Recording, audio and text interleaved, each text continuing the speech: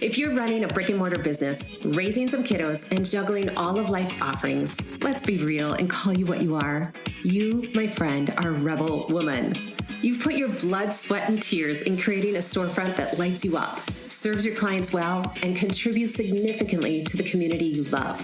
You are my hero. And I'm pretty sure we could sit down and talk shop for hours because I get it. I have a brick and mortar business myself for over 12 years, a handful of kids, and a few passion projects that I love, like this one. Hey there, everybody. My name is Melissa Rose, and I am your visibility coach for brick and mortar businesses who want more clients coming in their doors. I have a passion for helping and serving those who are also living life on the edge, going for their dreams, and creating a legacy through their kick-ass business. In this podcast, we're going to share the nitty-gritty of running a successful brick and mortar business.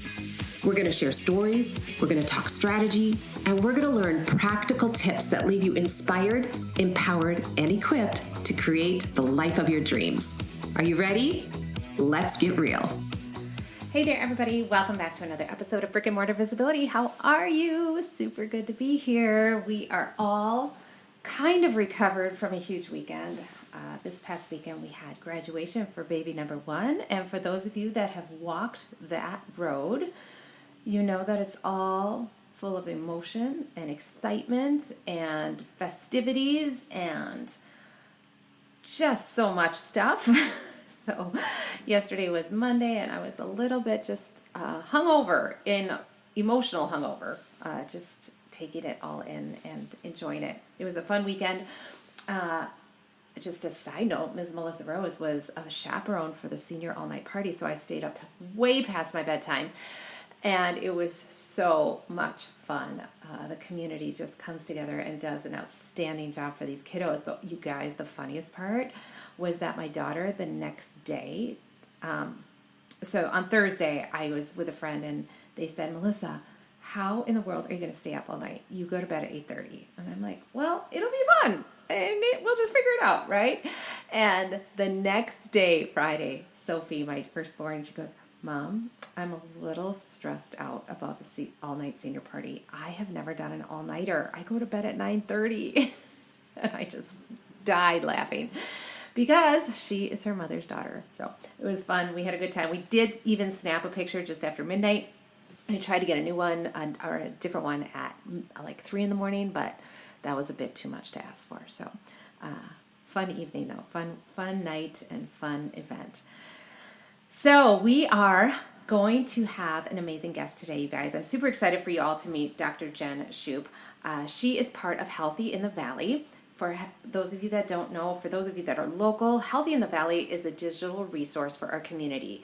It is where the best business owners who specialize in health and wellness come together and share who they are, what they do, and who they serve in a digital download for you. And they also have time-sensitive offers. So if you have not grabbed your free copy, please do so. Go to healthyinthevalley.com and just put in your email, and then you'll get a free copy of all the businesses that are part of it for quarter two. And you can see all the amazing alternatives that we have in our areas. That's the thing. So many people don't realize we have so many choices when it comes to our health and wellness. And this is something that I'm super passionate about as a mama and as a person who just is very conscious and mindful of mind, body, and soul health.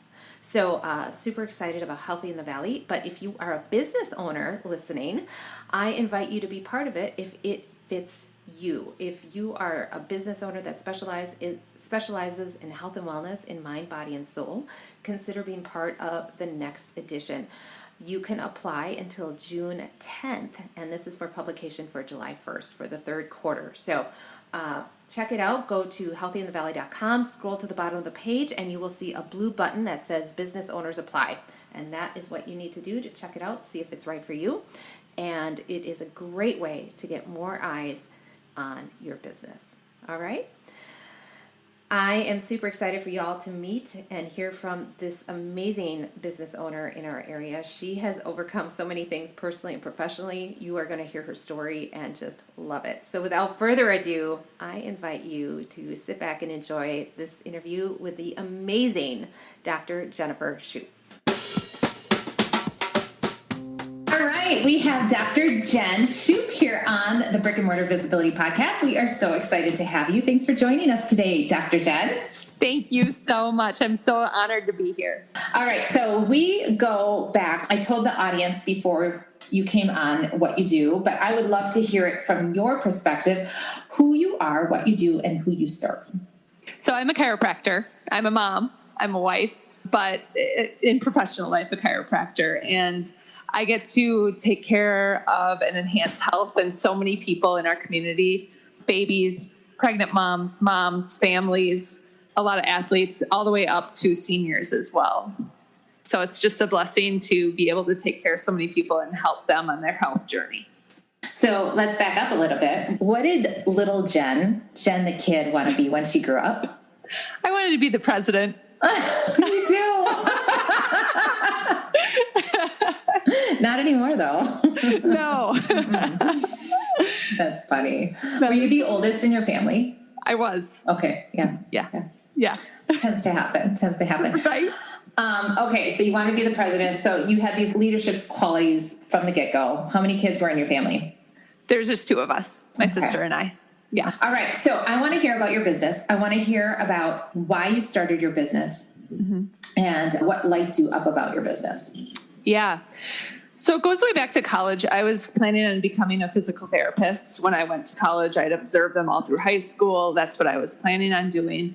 And I grew up on a farm. And so my dad had a back injury from when he was younger, being an athlete himself. And that continued with him. And as he and we all got older, we would be out helping him in the shed and he would just fall down. And we would be like, oh my gosh, what's happening? Is he having a heart attack? His leg was going numb and it was just falling asleep. And so this continued to happen more and more. He had 2 spinal surgeries. His neurosurgeon said, well, that's all we can do. The next time you come in, we can fit you for a wheelchair, but that's about all we got.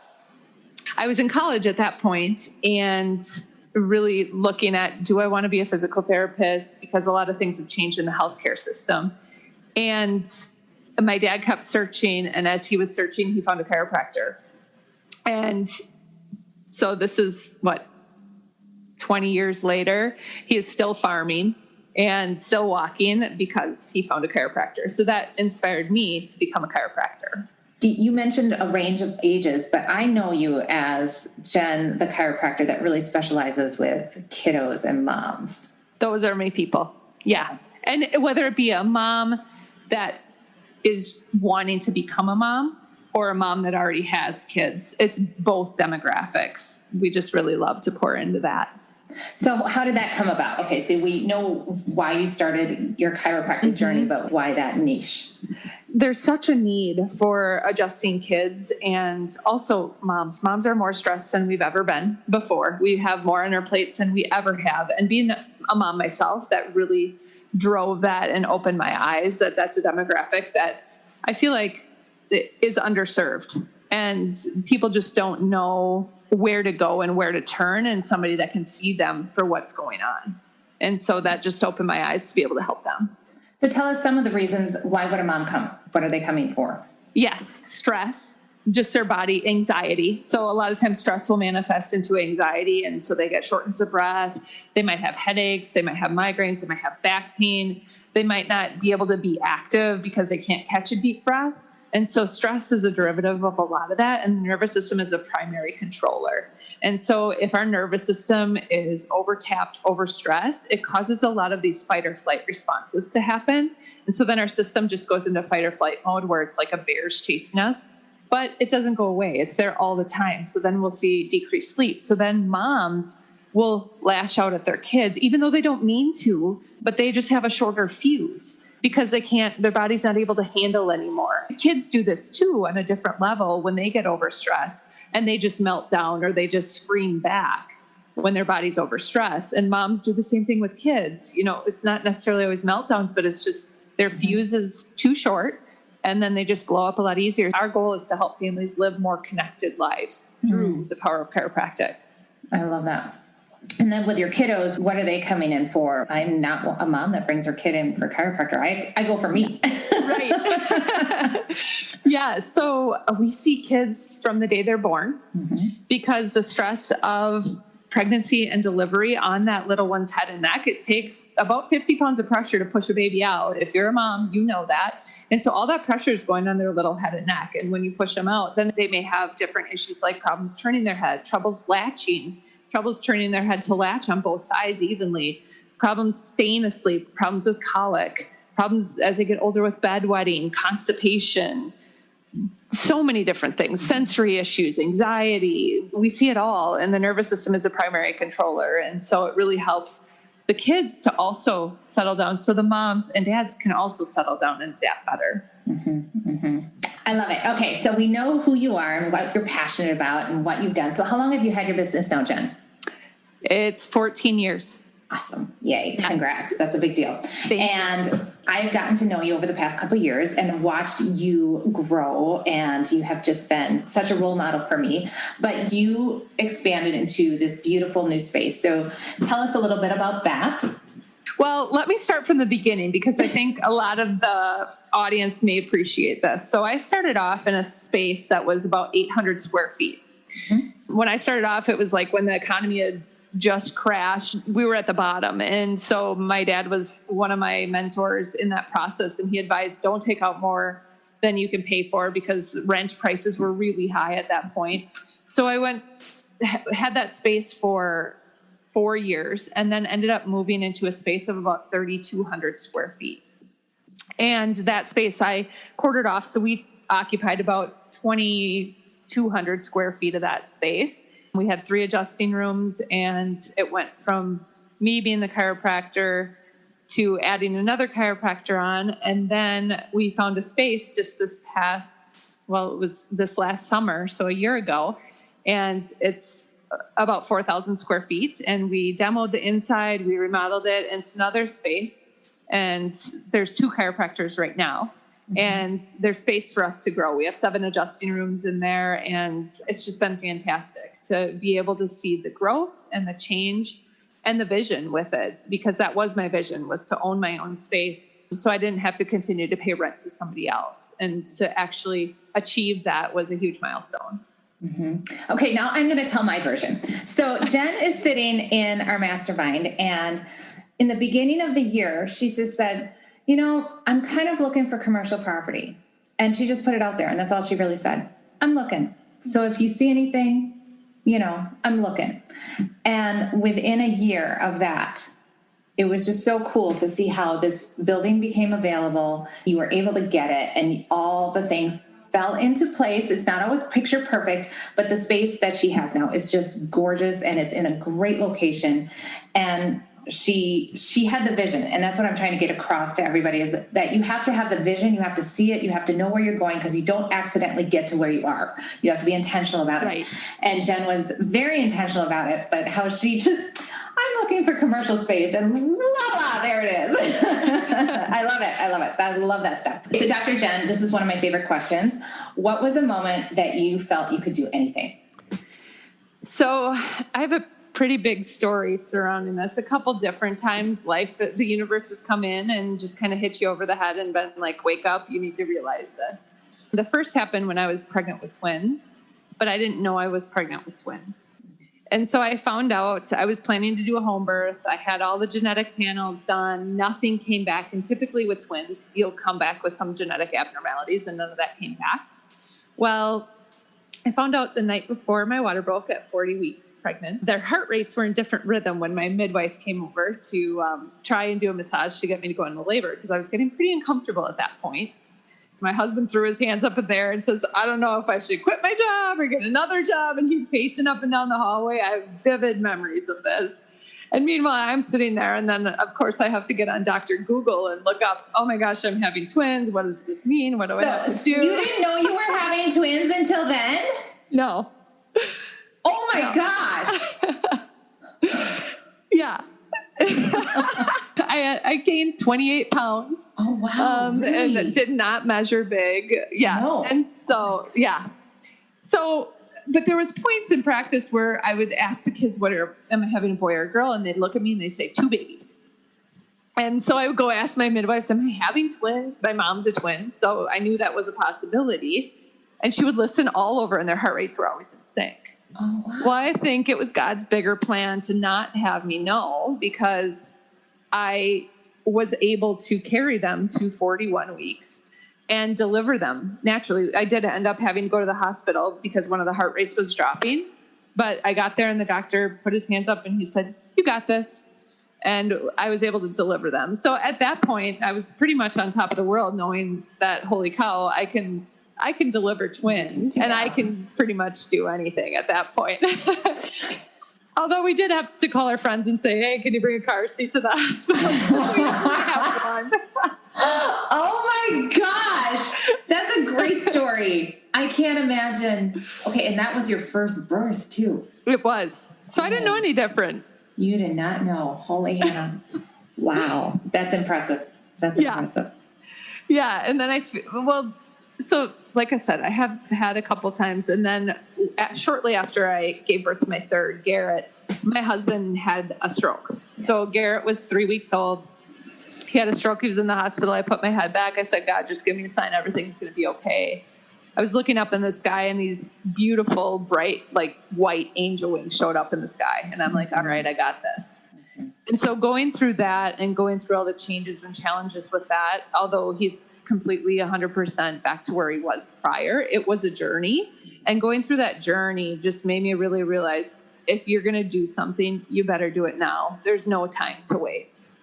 And so that was a huge change too, to realize, okay, step up. Your time is now. It's not down the road. And I think that anybody that's listening today needs to know that, like, your time is now. There's no time to waste in our life. Time is a commodity and it's short. And so step up, make a difference, live the life you choose. Okay, so you had significant growth, and this is a podcast all about visibility for brick and mortar and service-based businesses. So I'd like to ask my guests, what is a visibility strategy that has worked really well for you? Well, location has worked really well. So having a decent location, but aside from that, just being consistent on social media.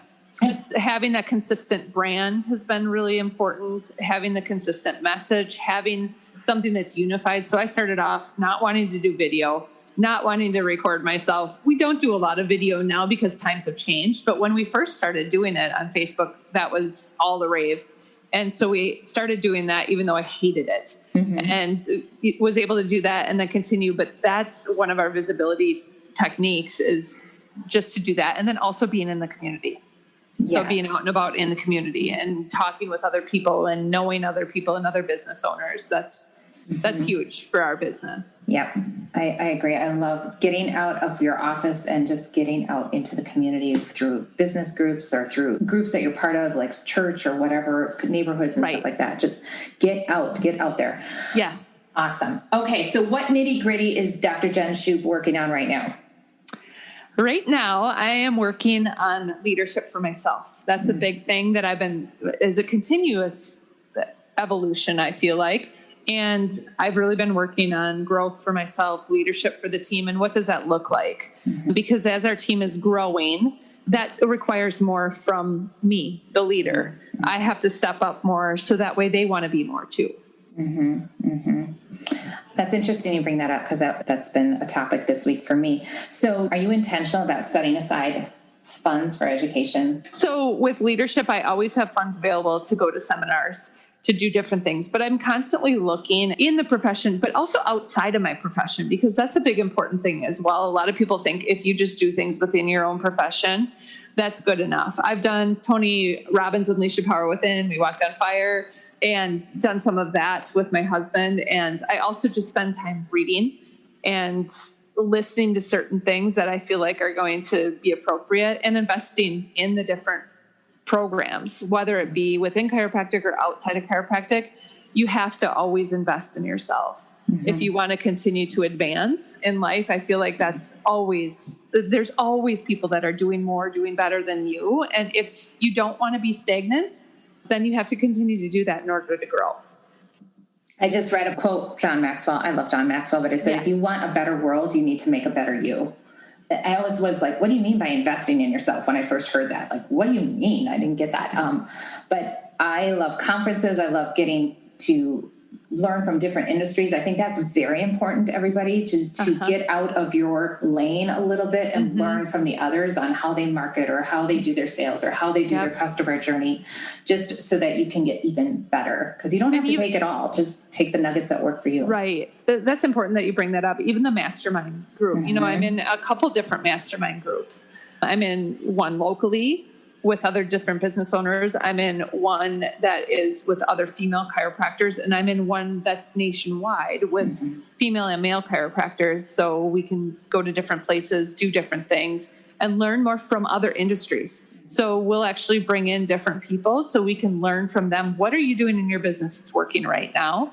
And what could we do in our business that we could change? So I think that's important, is learning from other businesses, because you don't know unless you see it. And even I still do this myself. I go to other offices and I'll just observe.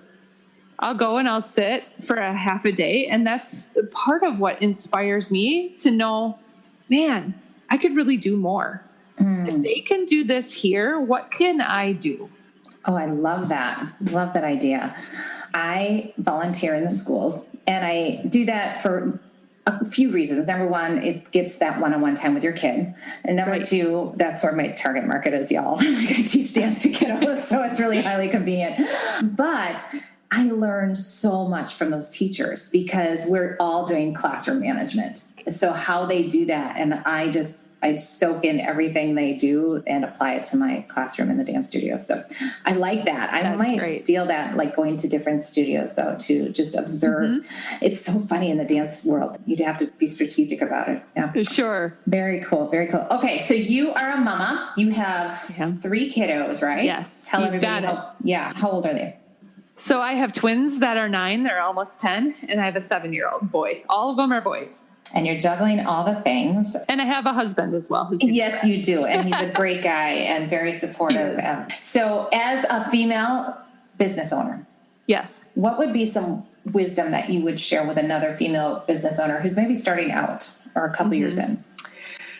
I think a big thing, especially going into childbirthing years, is to really align yourself with other women who are in the same lane as you are, who have been through it, who are also not quite where you're at. I think it's important to push yourself and to be surrounded by those who have been through it, but then also be able to help other people too that are going to be going through it. So I think it's really important to be able to align forces with somebody else that has been through it, to know that you can do it, know that they did it, and also be able to rely on that mentorship. Finding a mentor is so good, and they're hard to find. Is there anything else you'd like to share? You've been around me for a while, and you've watched the reiterations of the show go from In the Nitty Gritty to Rebel Woman to Brick and Mortar. So, any wisdom? I just think that you're such a bright light in our community. I didn't mean that. I didn't need to say that. But I really do. And that you're just so inspiring to so many and are able to take that energy and pour that into other people and the kids in our community, because it's something that our community has needed and hasn't had until you came along. And so I think that that's so important. And you're able to mentor a lot of these moms that are coming into your studio, and so that is just such a big blessing. So thank you. Thank you, Jen. Yeah, that is one of because now I'm kind of on the other side of it. Like my youngest is in 3rd grade, and I'm not the mom with the baby on a hip and car seat carrier. And it is a different perspective, and I love taking care of those mamas. Yeah. So, all right. So how can people best get a hold of you? Maybe you're a chiropractor and would like to connect with Jen or just chat with her. What's the best way people can find you? Yeah, they can look us up on CroyviewFamilyChiropractic.com or send an email to Dr. Jennifer, DrJennifer at CroyviewFamilyChiropractic.com. Cool. And I'd love to get back to you.